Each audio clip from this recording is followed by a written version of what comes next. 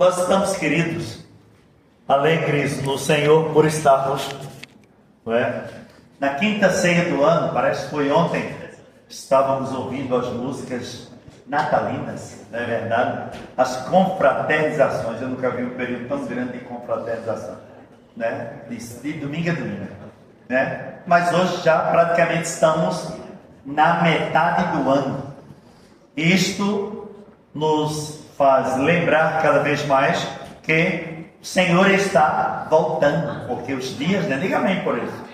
Os dias estão passando rapidamente e nós louvamos ao Senhor, porque mesmo nesse corre-corre, o povo de Deus está adorando e glorificando o nome do Senhor. Glória a Deus. Nós lemos, queridos, o texto do Evangelho de São Lucas. Eu estava dizendo para a classe do discipulado hoje pela manhã que nós estávamos comentando sobre a Bíblia. Podemos dizer que é Lucas o historiador do Novo Testamento. História, pense no historiador completo dos detalhes. E nós louvamos a Deus porque dentro desse contexto Jesus estava indo para o Monte Caveira.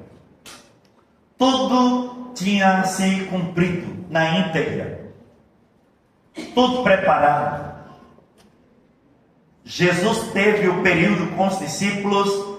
Nós vemos no capítulo 13, do 13 ao 17 do Evangelho de São João, os últimos momentos de Jesus foi com o ministério apostólico, foi com os discípulos, e nós vemos ali detalhes daquela última reunião no cenáculo, onde Jesus participou da Páscoa judaica. Logo em seguida ele instituiu uma nova modalidade pascual, instituindo ali a ceia, que não seria mais o cordeiro, que todo ano tinha que ser repetido, mas ele disse que o cordeiro era ele mesmo, que o seu sangue, diga amém por isso, o seu sangue seria derramado para nos cobrir de toda iniquidade, a humanidade inteira. Isaías capítulo 53 está bem explicitado isso, e para que nós pudéssemos estar adorando o Senhor em qualquer lugar, como hoje estamos fazendo aqui,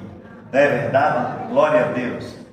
Jesus esteve com os discípulos, contando-as naquele momento de muita intimidade, só com os discípulos. Nós vemos dos capítulos 13, 14, 15, 16 e 17. O capítulo 13, ele assume a forma de servo, se cinge com uma toalha e lava os pés dos discípulos.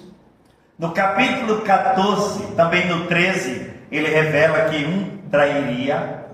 No capítulo 14, ele faz a promessa do Consolador de uma forma bem contundente, não é verdade? Quando Jesus diz para os discípulos, conforta os discípulos, que iria para o seu Pai, mas aonde ele disse a mistério, que aonde eu estou, estejais vós também.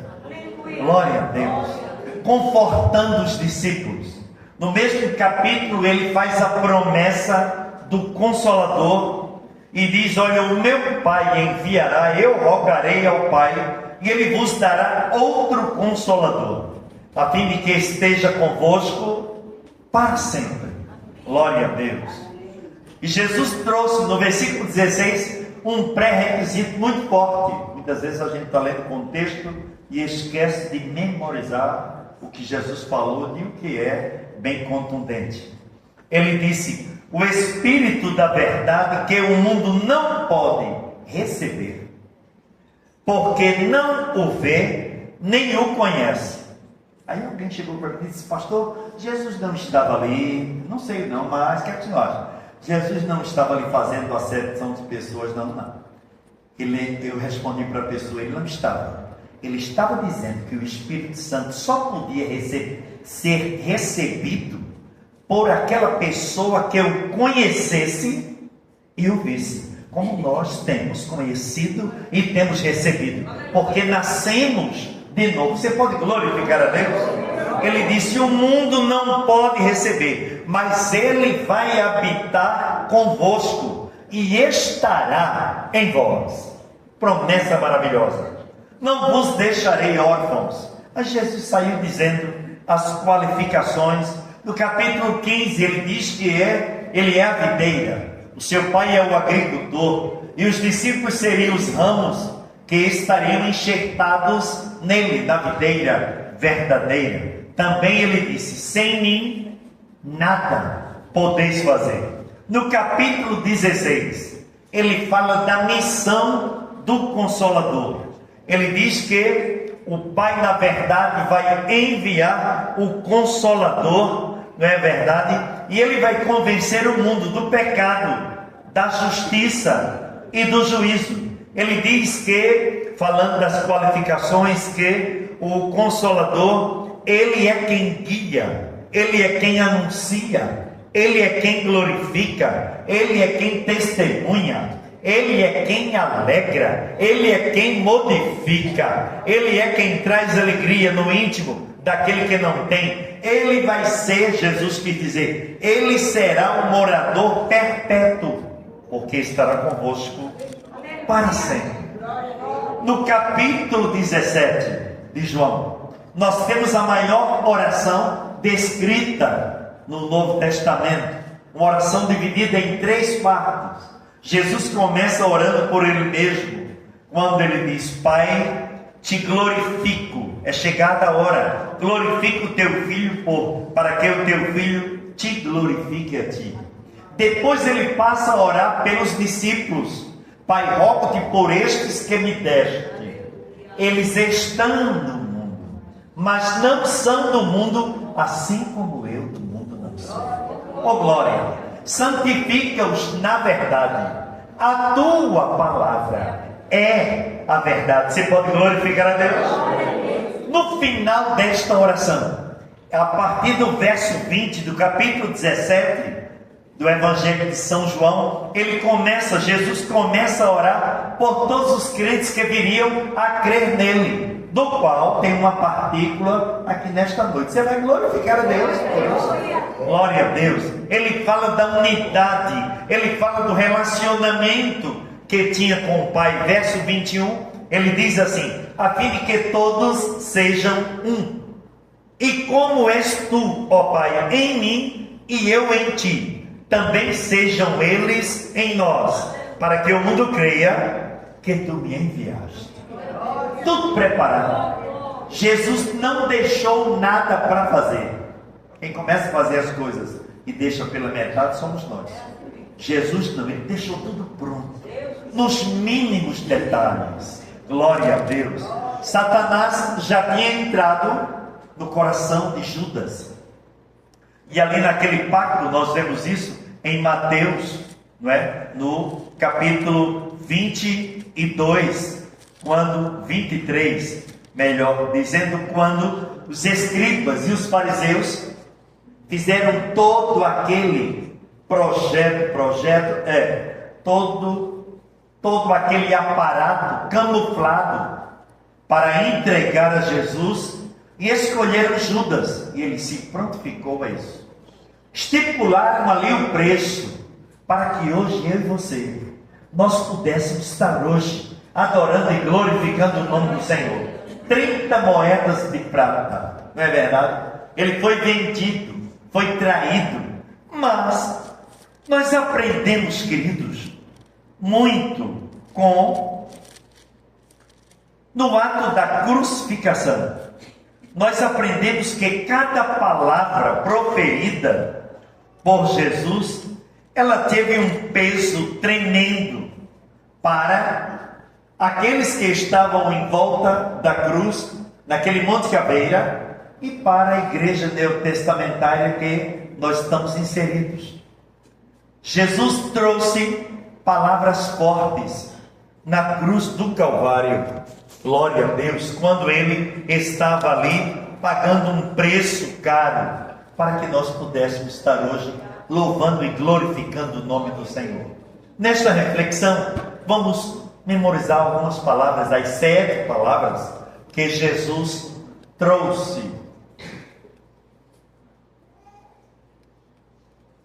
Se você quiser passar o dedinho aí, pode passar aí. Que Jesus trouxe no ato da crucificação. A primeira palavra que Jesus trouxe, é verdade, foi uma palavra de perdão. Pai, perdoa-lhes, porque eles não sabem o que fazem. Você vai glorificar a Deus? Glória a Deus. De 9 horas da manhã até o meio-dia houve a primeira palavra de perdão, a segunda palavra de salvação e a terceira palavra de amor. No contexto aqui, diz Isaías 53 que ele intercedeu pelos transgressores. Jesus revela o coração misericordioso de Deus diante do pecador, que ele ama infinitamente. Nós temos um texto áureo da Bíblia, os irmãos conhecem, João 3,16, diz assim: porque Deus amou o mundo de tal maneira que deu aí no verbo grego, quer dizer, foi uma dádiva espontânea, sem pressão nenhuma. Ele deu voluntariamente o seu Filho para pagar o preço, para que nós pudéssemos estar hoje adorando e glorificando o seu nome. Glória a Deus. Lá em Atos capítulo 17, verso 30, está escrito assim: ora, Deus não levou em conta os tempos da ignorância. Agora, porém, manda que todos os homens em todo lugar se arrependam. Esta palavra foi uma palavra de amor. Pai, perdoa-lhes, porque eles não sabem o que fazem. Jesus veio para pagar este preço. É verdade? Até uns hinos aí, até bonitinho, né? A cruz era para mim. Eu não gosto muito de cantar esse hino, não. Porque se fosse para mim, ninguém tinha sido redimido. Ninguém. Estava todo mundo no mais profundo do abismo. A cruz era dele. Você vai glorificar a Deus?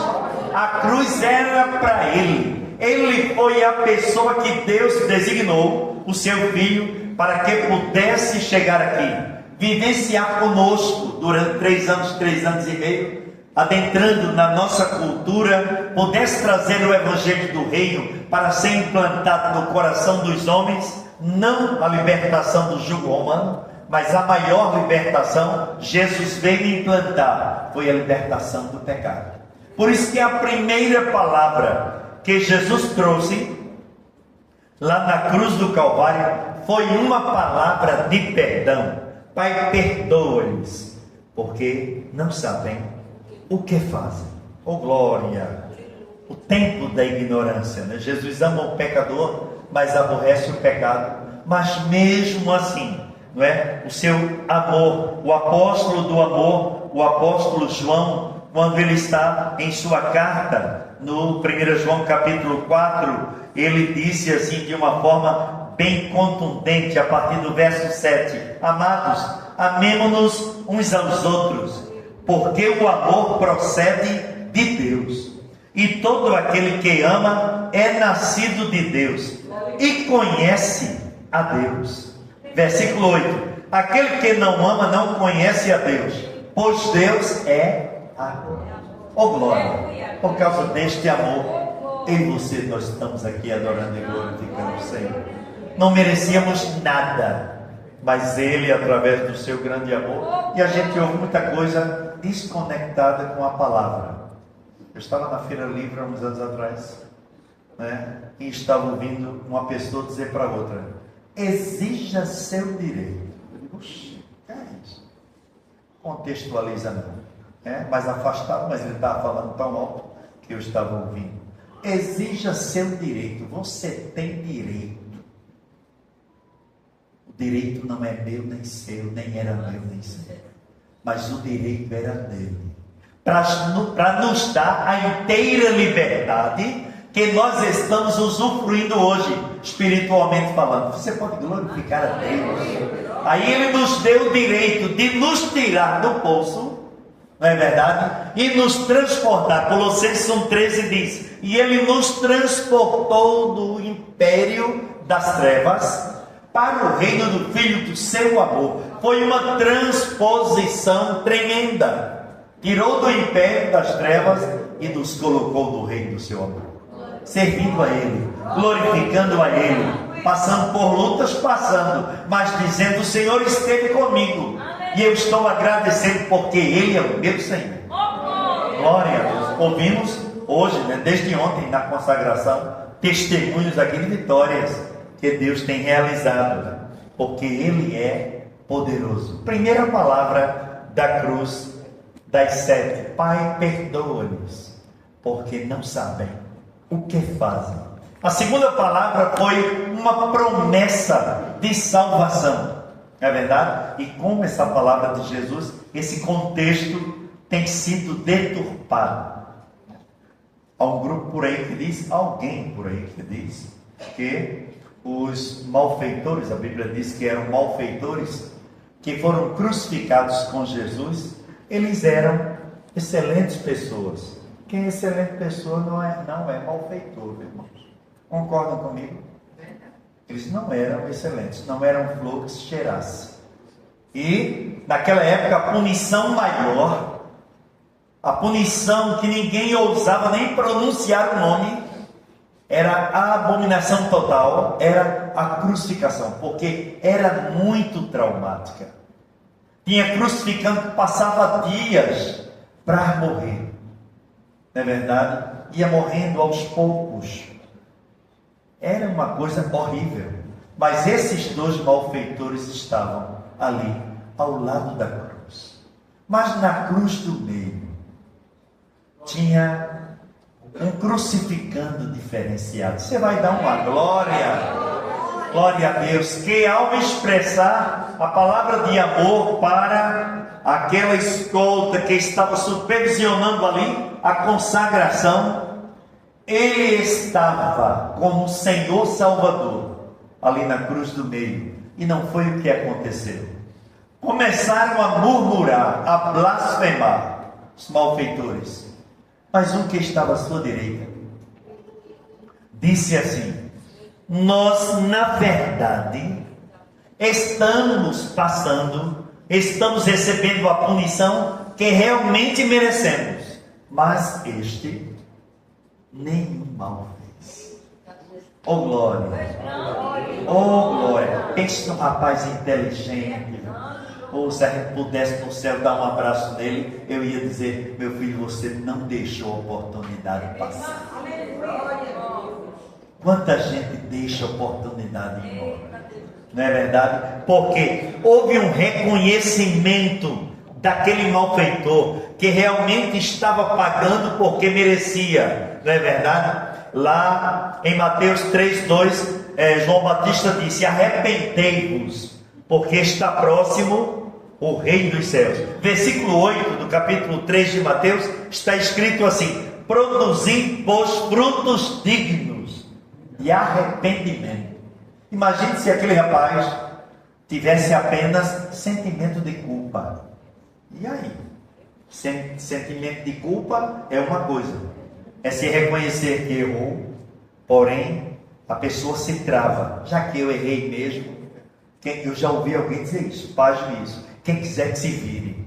Mas a pessoa esperando para ter uma oportunidade, a pessoa foi ofendida, viu? Para perdoar o que ofendeu, mas ele não deu trégua. Mas aquele rapaz, ele foi inteligente.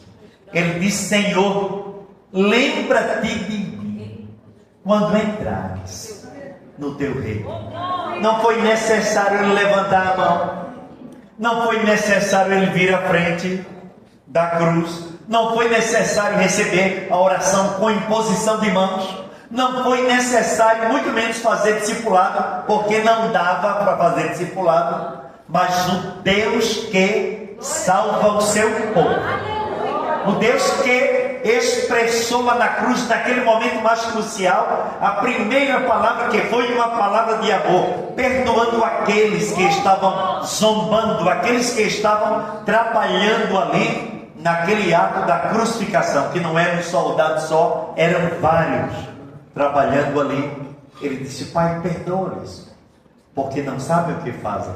Mas esse mesmo Deus, ele ao ouvir o arrependimento deste malfeitor, que não tinha nada de bom ladrão, era malfeitor, ele disse: em verdade te digo, que hoje mesmo estarás comigo no paraíso. Você vai glorificar a Deus?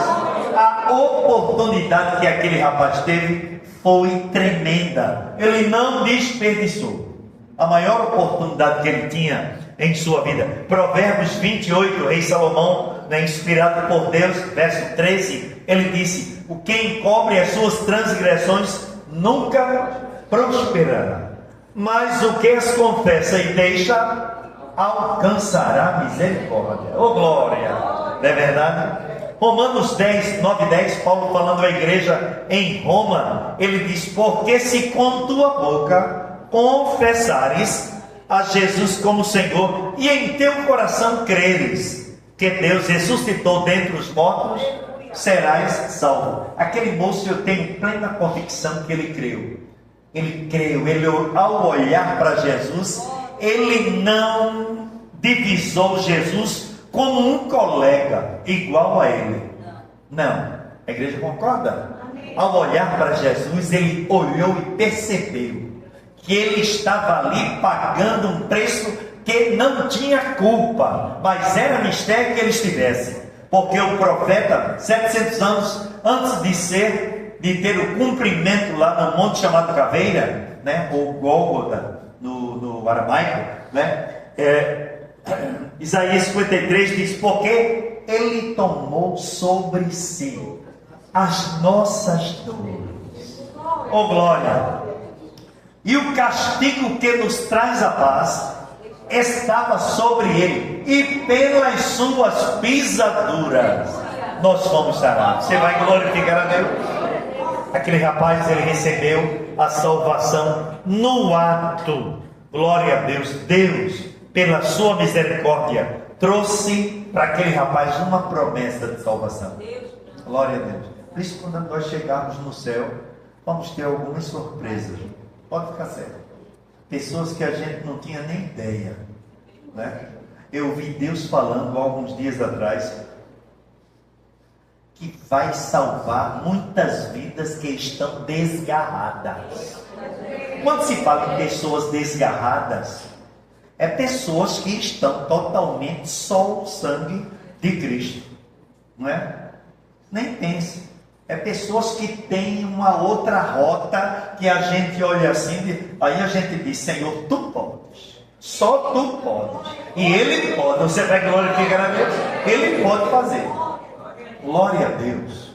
Na verdade, a terceira palavra da cruz foi uma palavra de cuidado, uma palavra de amor para sua mãe e para o discípulo que ele amava, discípulo João.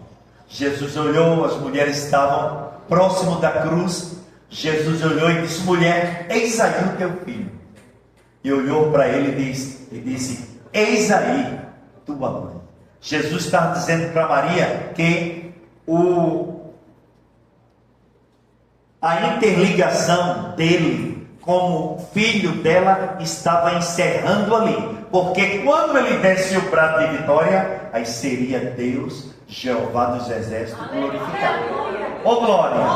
Não é verdade? Mas Jesus o comissionou a João. Era uma jovem, era o que amava, sempre estava com Jesus, mais perto. Eis aí a tua mãe. Até o cuidado com a família Jesus teve nesse ato, do mesmo modo que ele tem cuidado de mim e de você. Você vai glorificar a Deus? Cuidado, e continuará cuidando nos mínimos detalhes, que às vezes a gente nem imagina. Mas Jesus, esse detalhe aqui foi tremendo, a gente nem percebe, mas Ele é o Senhor que faz. Tudo indica, pela historicidade, que José, marido de Maria, já tinha morrido. Tudo indica que Maria ficou viúva bem jovem ainda. Naquela época os homens casavam bem idosos e as jovens casavam pré-adolescentes, E Jesus, até na sua morte, naquele momento crucial, lembrou-se do bem-estar de sua mãe. Do mesmo modo, ele continua se lembrando e trabalhando para o meu bem-estar e o seu. Você vai glorificar a Deus? Glória a Deus.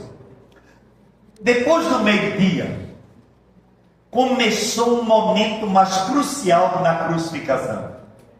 Nós vemos a quarta palavra da cruz.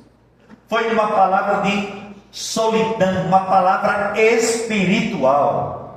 Quando Jesus disse em alto e bom som, Lama, lama sabachthani, que significa, Deus meu, por que me desamparaste?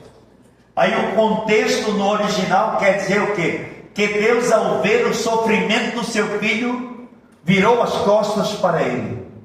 Mas era necessário que ele sofresse. Foi moído. Quem traz isso com muita lucidez a nível de filme, o Mel Gibson, né? Onde ele fez aquele filme A Crucificação. Por isso que Isaías diz que ele foi moído pelas nossas transgressões. Mas mesmo assim, nesta palavra de solidão espiritual, né? Jesus experimentou a separação de Deus Pai, ao tornar-se substituto do pecador. Tristeza, angústia, ele sentiu pela humanidade. Por isso que ele disse, Deus meu, por que me desamparaste? Mas ele era mistério estar ali, para pagar aquele preço caro, para que hoje nós pudéssemos estar aqui louvando e glorificando o seu nome, dizendo, Senhor, eu te louvo, porque o sacrifício foi perfeito. Quando nós estamos examinando o escritor da carta aos Hebreus, no capítulo 9, está escrito a partir do verso 11, não é? Quando, porém, veio Cristo como sumo sacerdote dos bens já realizados, mediante o maior e mais perfeito tabernáculo, não feito por mãos, quer dizer, não desta criação. Aí ele entrou uma única vez.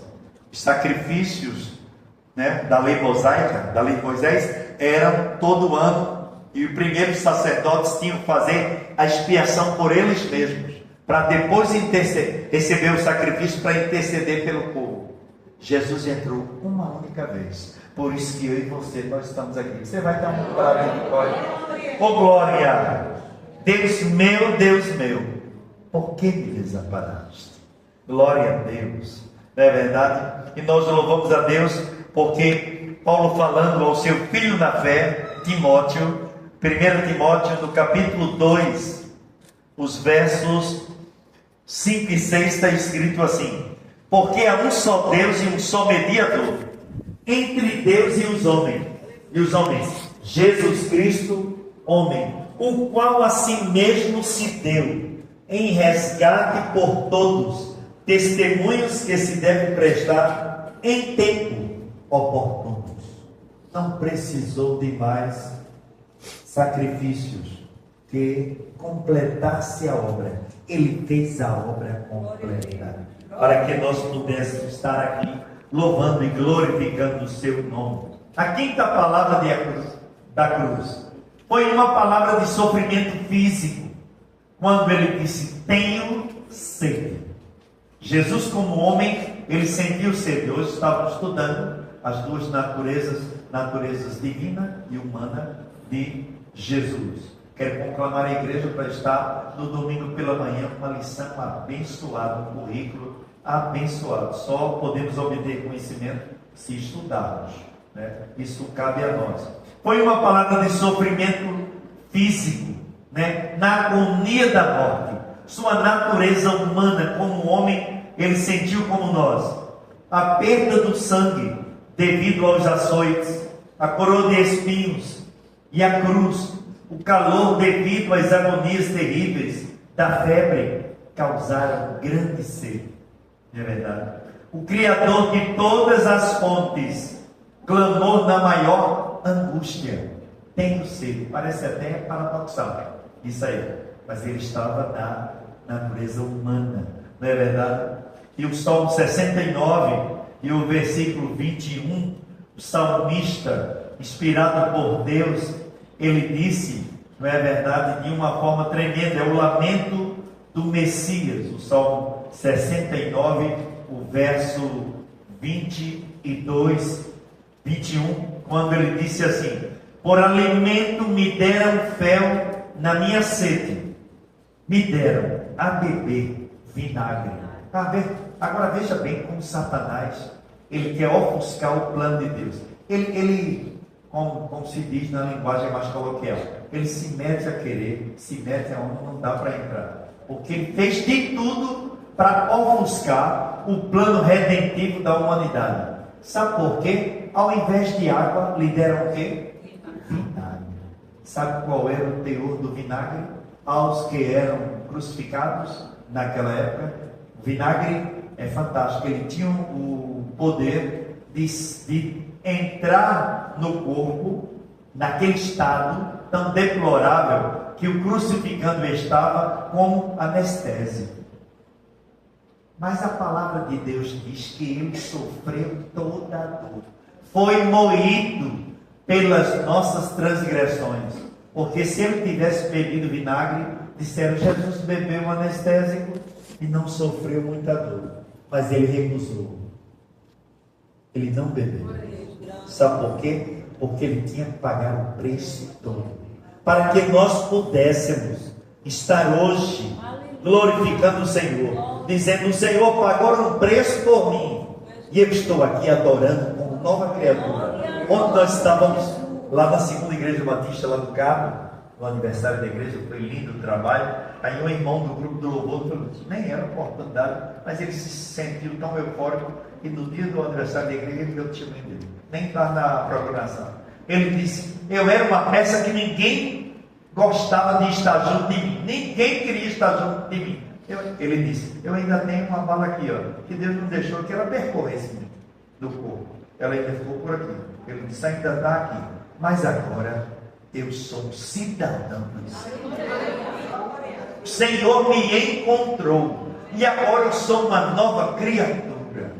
E ele estava no grupo dos homens, né? Louvando a Deus. O que é isso? Foi o preço que foi pago por mim e por você. Por isso que nós temos, se nós agradecêssemos todo momento do dia, os minutos do dia, pelo preço que o Senhor pagou, ainda não agradeceríamos à altura. Porque estamos aqui porque Ele pagou um grande preço. Asaf disse isso, né? Sei que foi pago um alto preço.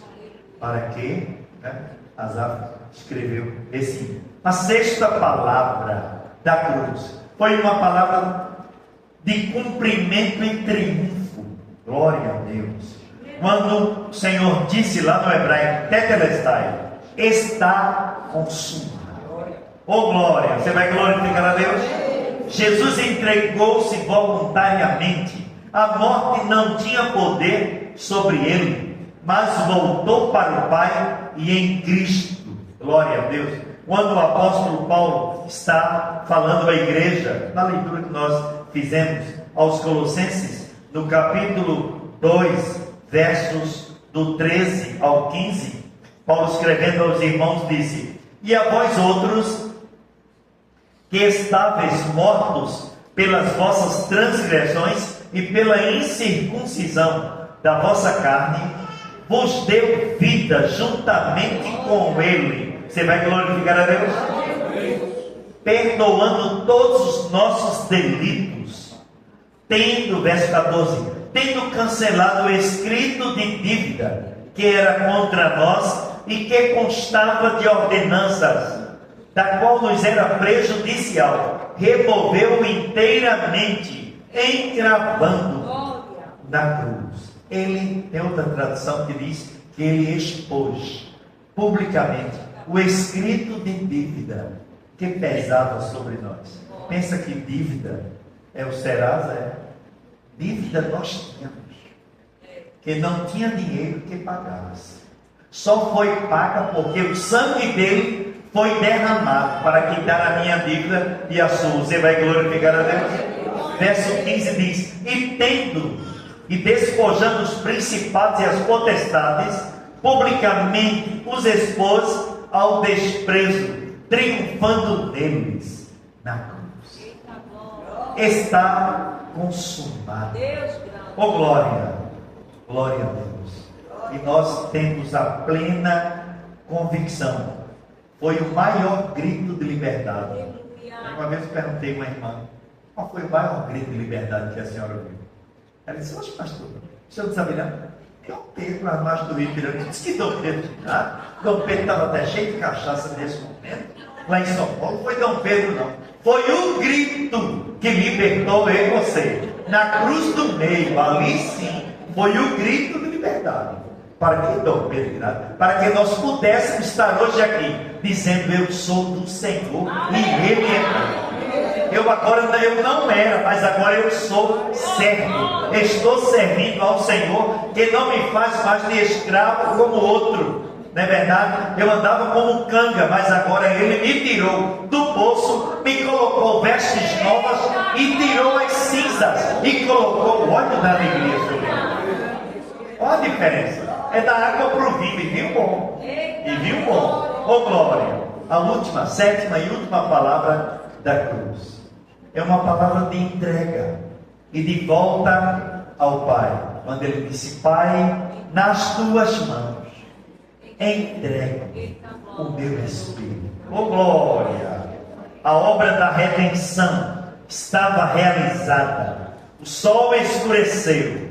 Houve terremotos. O véu do templo rasgou-se de alto a baixo, religando o homem a Deus, tipologicamente falando, desfazendo a barreira da separação. Lá em Mateus diz que sepulcros de santos foram abertos e eles ressuscitaram e entraram na cidade e foram vistos depois de muitos dias após a morte de Jesus. Os túmulos não puderam. Oh glória! Não puderam ficar fechados. Você vai glorificar a Deus? Deus fez com que todo o sistema cósmico houvesse uma mudança total. O sol escureceu, oh glória! Houve terremotos, corpos de santos foram ressuscitados, o véu do templo rasgou-se de alto a baixo, quando ele disse, Pai, nas tuas mãos eu entrego o meu Espírito. É por isso que eu e você, nós estamos aqui. Você pode aplaudir o Senhor por isso. Vale a pena, querido. Oh glória! Vale a pena ter esta conscientização. Paulo falando em Romanos capítulo 5, ele fala do Adão que trouxe a morte, o Adão do Éden, e fala do novo Adão que trouxe a vida. O novo Adão. É por isso que temos razão em dizer, temos toda a convicção em dizer, Senhor, eu te louvo e te agradeço porque tu és fiel. Eu te agradeço, Senhor, porque nessas 7 palavras da cruz nós podemos ver cada palavra direcionada à expressão de amor, à expressão de carinho, a expressão de perdão, a expressão de cuidado, não é verdade? Glória a Deus. E o inimigo não pode bloquear o plano redentivo da salvação. Você vai glorificar a Deus por isso. Glória ao Senhor.